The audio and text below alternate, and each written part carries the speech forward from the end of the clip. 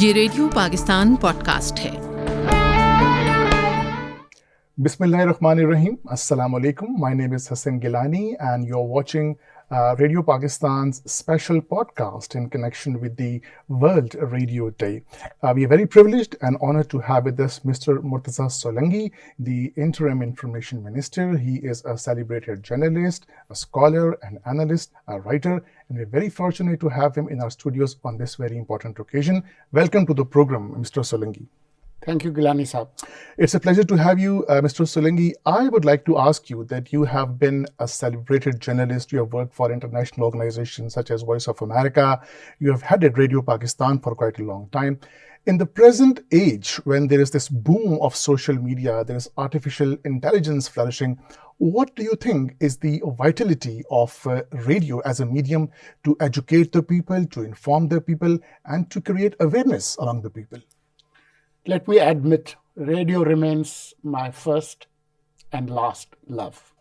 So it's very hard for me to dissociate myself from radio, not only talking about my childhood memories, but, coming to the point, to the question that you just asked. I'll say that when television came, there were rumors and there were suspicions that radio will die. As the new technology and internet came in 90s, we had this same illusion, especially with the computer technology developing, where the DJs and programmers could voice track their programs in advance. Many thought that radio will die. But let me tell you, the strength of radio is localism, connecting with the local community and creating a personal emotional bond with the listeners. No medium has ever accomplished this task. The localism, or connecting with local communities, is the strength of the radio. So even in times of enormous emergencies, earthquakes, pandemics, especially during this COVID, when people couldn't come out of their homes, they couldn't connect to their local communities. It was radio that connected people with their communities. What is happening in your community? Any good, bad news, any concerts, any new shops, any new bakeries, any new restaurants popping up? If you want to connect, national television can't do that. So who comes to the rescue? Radio does.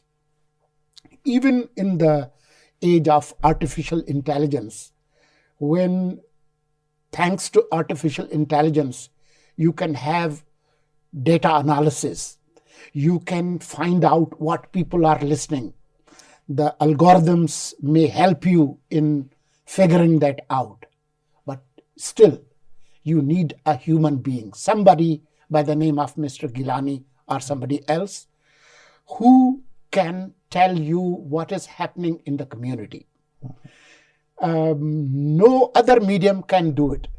Artificial intelligence cannot generate original calls from the community of a schoolboy who is facing any difficulty with his homework, a lady who can't find particular spices in the market, some lonely man or woman who is lounging in his or her private environment and misses a particular song that reminds him or her about her childhood or about his or her youthful memories. Right. Nobody can do that except radio. Right. So therein lies the strength. Even while we are in the age of elections and democracy, and we just had elections, no medium can give you the necessary information about your constituency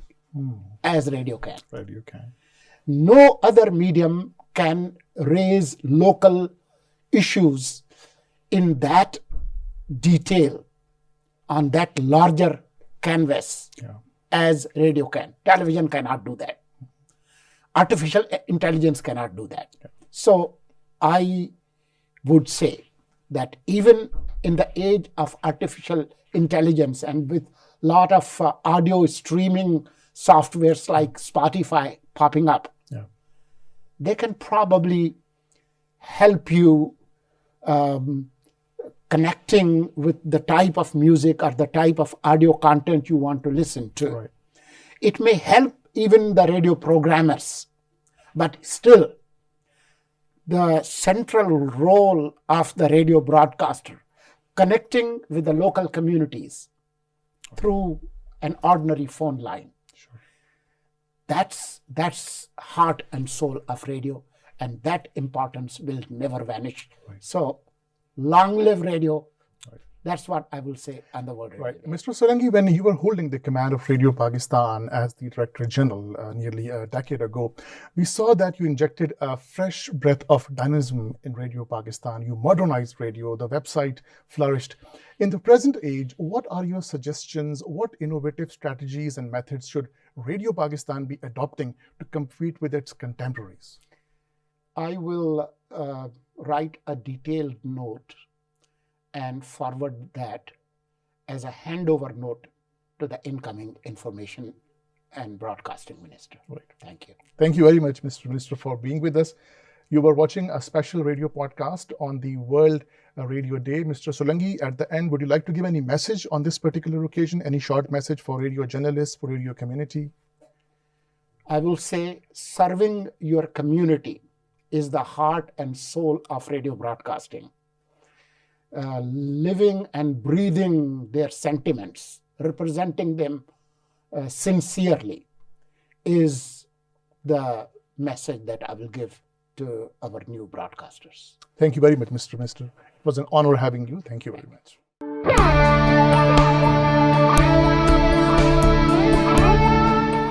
ये radio Pakistan podcast है।